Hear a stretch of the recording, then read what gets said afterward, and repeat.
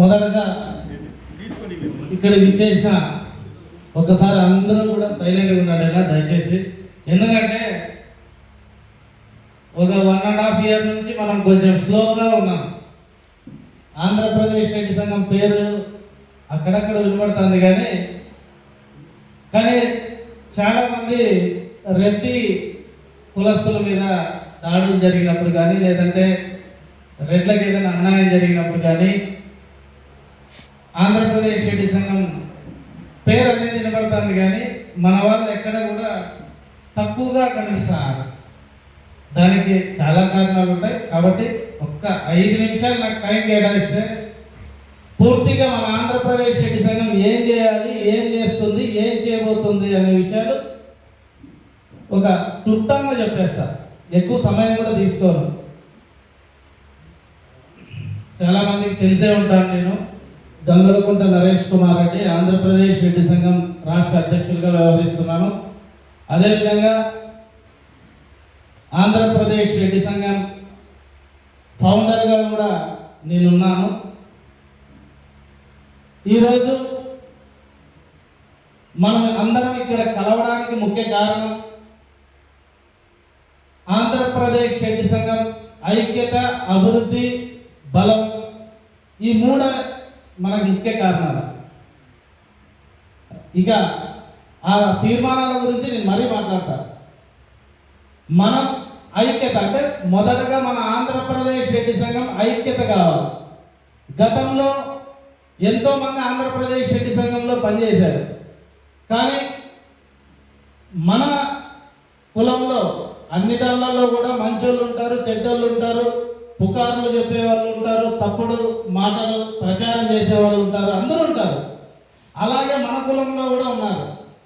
అందులోనూ మన ఆంధ్రప్రదేశ్ రెడ్డి సంఘంలో కూడా కొంతమంది ఒకరో ఇద్దరు ఉండడం వల్ల పాత వాళ్ళంతా కూడా కొంతమంది సైలెంట్ అయ్యారు, కొంతమంది ఇతర సంఘాలను పోయారు, కొంతమంది రాజకీయాలకు వెళ్ళారు.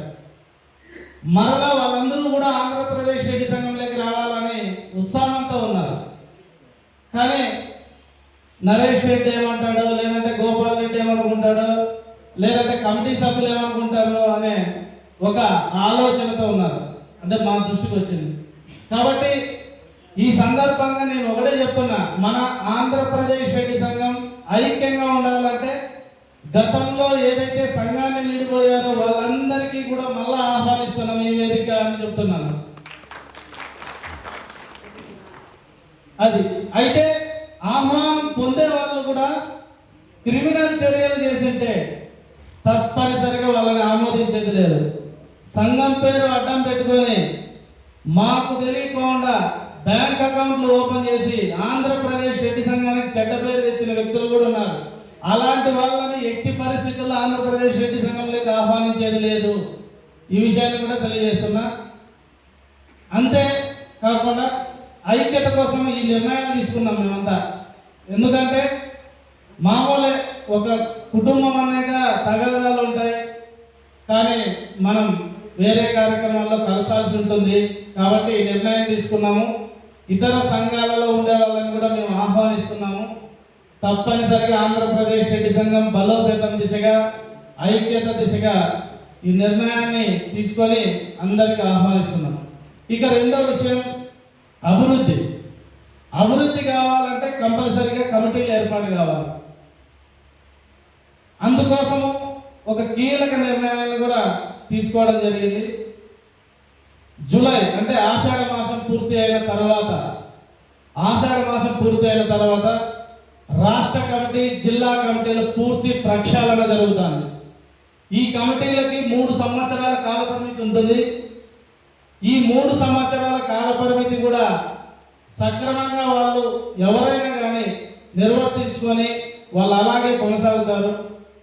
కాబట్టి ఆషాఢ మాసం లోపు ఇప్పుడున్న జిల్లా అధ్యక్షులంతా కూడా తప్పనిసరిగా జిల్లా కమిటీలను పూర్తి చేసి వాళ్ళకి ఏ విధంగా జిల్లా కమిటీలు ఉండాలి అనేది రేపు లేదా ఎల్లుండి రోజున ఆ జిల్లా కమిటీల అధ్యక్షులకి ప్రొఫైల్ పంపిస్తాము. దాని ప్రకారం జిల్లా కమిటీలన్నీ పూర్తి చేయాలి. ఆ విధంగా పూర్తి చేసుకుంటే ఒక 3 జిల్లాలకు ఒక వేదిక ఏర్పాటు చేసి, లేదా మన సుభాష్ నక్క అన్నట్లు నంద్యాల జిల్లాలో మీటింగ్ పెట్టండి అంటున్నారు. తప్పనిసరిగా అదేదో జిల్లా కమిటీల ప్రమాణ స్వీకారము ఆ రోజున నంద్యాల జిల్లాలో ఏర్పాటు చేసేకి సన్నాహాలు చేస్తాం. అది అందరితో కూడా చర్చించి నిర్ణయం తీసుకుంటాము. ఇక బలం నిరూపించాలంటే సభలు తప్పనిసరిగా నిర్వహించాలి. ఏదైనా కానీ జన సమీకరణ బలం ద్వారానే మన హక్కులను మనం సాధించుకోగలం. ఆ బలం చూపించడానికి రాజకీయాలకు అతీతంగా, హోదాలకు అతీతంగా ఉద్యోగులను, వ్యాపారులను, వ్యవసాయం చేసే రైతన్నలను అందరినీ కలుపుకొని, విద్యార్థులను, యువతను అందరినీ కలుపుకొని మనం ముందుకు వెళ్ళాల్సి ఉంటుంది. కాబట్టి ఆ బల నిరూపణ కూడా ఒక్కొక్క మెట్టు వేసుకుంటూ పోయి 26లో మనం ఇదే నెల కావచ్చు, లేదా ఒక నెల అటు ఇటు కావచ్చు, ఒక భారీ బహిరంగ సభ కూడా ఇప్పటి నుంచే ప్రణాళిక ఏర్పాటు చేసుకోవాలి. ఆంధ్రప్రదేశ్లో రెడ్డి సంఘం యొక్క బలాన్ని, మన జన బలాన్ని చూపించడానికి ఒక వేదికను ఏర్పాటు చేసుకొని ఇప్పటి నుంచే దానికి కార్యాచరణ రూపొందించుకుంటూ ముందుకు వెళ్ళాలి. దానికోసం ఇక్కడ ఎవరైతే బాధ్యులుగా ఉన్నారో, సంఘంలో పదవులు ఉన్నారో వాళ్ళందరూ కూడా మమేకమై ముందుకు పోవాలి. దీనికోసము ఇప్పుడు చాలా మంది అంటున్నారు, నరేష్ రెడ్డి వ్యాపారంలో బిజీ అయిపోయి పట్టించుకోలేదు సంఘాన్ని. దయచేసి మాకు కుటుంబాలు ఉంటాయి, మాకు పిల్లలు ఉన్నారు, వాళ్ళ చదువులు బాగోగులు కూడా చూసుకోవాలా.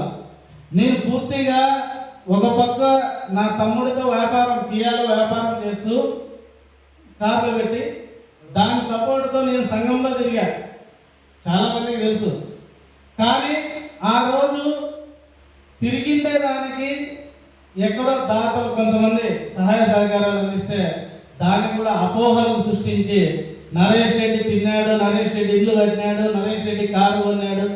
మరి నేను 3 సంవత్సరాల నుంచి ఎక్కడ సంఘంలో నేను ఎక్కడ తిరగట్లే, కొంచెం యాక్టివ్గా లేను. అంటే బాధ్యతలను చేస్తున్నా, నా వంతు నేను ఏదైనా సమస్య వస్తే అధికారులతో మాట్లాడుతున్నా, నా వంతు ఏదైనా నా అవసరం ఉంటే వెళ్తున్నా. కానీ ఈ 3 సంవత్సరాల్లో 2nd ఫ్లోర్ ఇల్లు కట్టా, కొత్త కారు కొన్నా.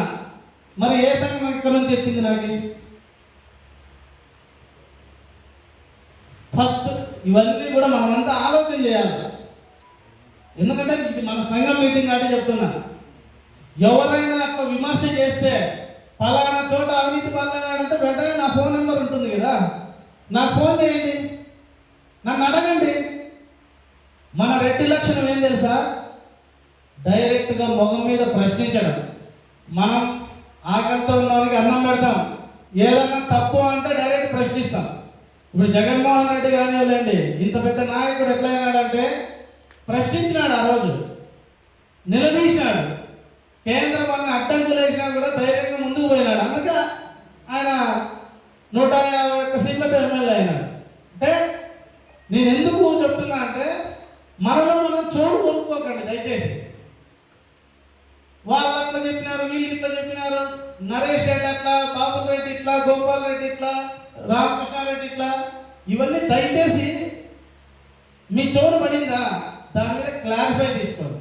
ఎవరున్నా కానీ అది ఇప్పుడు రమణారెడ్డి సార్ ఉన్నారు, లేదంటే చాలా మంది ఉన్నారు. గతంలో ఎంతోమంది వాళ్ళకి పాపం లేనుకొని చెప్పారు. అవి ఏంటి వాస్తవాలు, ఏంటి అవాస్తవాలు? ఇప్పుడు సైకిల్ రామకృష్ణారెడ్డి అని ఉన్నాడు. ఇట్లా వీళ్ళందరికీ కూడా చెప్పాలని వాళ్ళని మెదడు ఇది చేసినారు. చాలా మంది ఉన్నారు ఇక్కడ. నాకు తెలిసి ఎంతమందికి ఎవరు చేశారని వదిలేయండి, కానీ మీ దృష్టికి ఆంధ్రప్రదేశ్ రెడ్డి సంఘంలో అవినీతి జరుగుతుందని ఎంతమందికి ఫోన్లు వచ్చినాయి? ఒకసారి చేయలేదండి దయచేసి. ఎందుకంటే తెలియాలి, ఇది తెలియాలి. చేయలేదండి, వినలేదా? చేయలేదండి. కృష్ణారెడ్డి సార్ మీరు వెళ్ళిపోతారు, మీ దృష్టికి కూడా వచ్చింది కదా, మీతో కూడా అన్నారు కదా అంటున్నా. ఎవరన్నా కానీ కదా, ఇవన్నీ కూడా ఏదన్నా వస్తే నాకు ఒక ప్రభాకర్ రెడ్డి అన్న ఫోన్ చేసినాడు తప్పితే నాకు ఎవరు ఇంక సుభాష్ రెడ్డి కంటే కంటిన్యూగా కార్యవర్గంలో ఉన్నారు కంటే మాట్లాడతాను, మిగతా వాళ్ళు ఎవరు నాకు ఫోన్ చేయాలి. వాస్తవం ఏదన్నా కానీ మన దృష్టికి వచ్చిందంటే అందులో నిజం ఎంతుంది అబద్ధం ఎంతుందని తెలుసుకోవడానికి ప్రయత్నం చేసినప్పుడే ఒక మనిషిగా మనం సక్సెస్ అవుతాం. ఇప్పుడు దాని గురించి తెలుసుకోకపోతే, ఇప్పుడు సంఘంలో గురించి అంత ఇంట్రెస్ట్ లేనప్పుడు తెలుసుకోరు. ఇంట్రెస్ట్ ఉండే ప్రతి ఒక్కడు తప్పనిసరిగా ఫోన్ చేసి ఇట్లా జరిగిందంట కదా నరేష్ అని ఫోన్ చేస్తాడు, నిజ నిజాలు ఏంటి అని తెలుసుకుంటాడు. కాబట్టి ఇప్పటి నుంచి ఎవరన్నా కానీ ఏదన్నా కానీ నా గురించి అనే కాదు, ఈరోజు నా గురించి చెప్తాడు, మొన్నటి నుంచి రామకృష్ణారెడ్డి అన్న గురించి చెప్తాను. మీ జిల్లాలో మీకు తెలుసో లేదా, అనంతపురం జిల్లా, రేపు పొద్దున్న ఇంకోటి గురించి చెప్తారు. ఇది చెట్లు కాసే కాయలు కాసే చెట్టుకే రాళ్ళ దెబ్బలు అన్నట్లు తప్పనిసరిగా మన మీద పడుతుంటాయి. కానీ వాటికి మనము ఎవరు చెప్పినారులే, నిజమే అయింటుందిలే, ఆయన పెద్ద మనిషి, తెల్ల ప్యాంట్ వేసుకుంటానే పెద్ద మనిషి అయిపోయాడు. ఆ బుద్ధులు కూడా పెద్దగా ఉండాలి. కాబట్టి ఎవరన్నా కానీ ఆ విధంగా ఆలోచన చేసి ఉంటే, ఎవరన్నా అపోహలు ప్రచారం చేస్తుంటే వెంటనే ఫోన్లు ఉన్నాయి కదా అందరికి, ఫోన్ చేసి ఏంటి ఎంత నిజం ఎంత అబద్ధం తెలిసిపోతుంది కదా. ఒకవేళ నిజంగానే ఆ సందర్భంలో ఏదైనా జరిగిందంటే అది మేము వివరించడానికి కూడా ఉన్నాం కదా, సంఘం తరపున ఎందుకు ఖర్చు పెట్టామని. అలా కాకోకుండా లేకపోతే అపోహలు పెట్టుకొని ఫస్ట్ ఆ విషయాన్ని మీరందరూ నా దృష్టికి తెండి. లేదా సురేంద్రన్ ఉన్నాడు, గోపాల్ రెడ్డి ఉన్నాడు, అది ఇకపోతే ఇది మన సంఘం విషయం అయిపోయింది. ఇక తీర్మానాల గురించి మాట్లాడాలంటే చాలా పరిశోధనలు చేశాను నేను. నాకు రామకృష్ణారెడ్డి అన్న ఏమేమి అజెండాలు పెడుతున్నారని, రామకృష్ణారెడ్డి అన్న, గోపాల్ అన్న, సురేంద్ర అన్న, మన ధర్మారెడ్డి అన్న ఏం పెడదామన్నా అంటే కొన్ని విషయాల మీద నేను ఒక 15 రోజుల నుంచి అందరితో, మన సంఘములతో కాదు, సంఘములతో తెలుసుకుంటే వాళ్ళకి అనుకూలంగా ఉండొచ్చు, కానీ సామాన్య రెడ్లతో డిస్కషన్ చేస్తే మొట్టమొదటిగా మనకు వచ్చిండే పాయింట్లు, అది ప్రభుత్వంలో ఎవరన్నా ఉంది మనకు సంబంధం లేదు,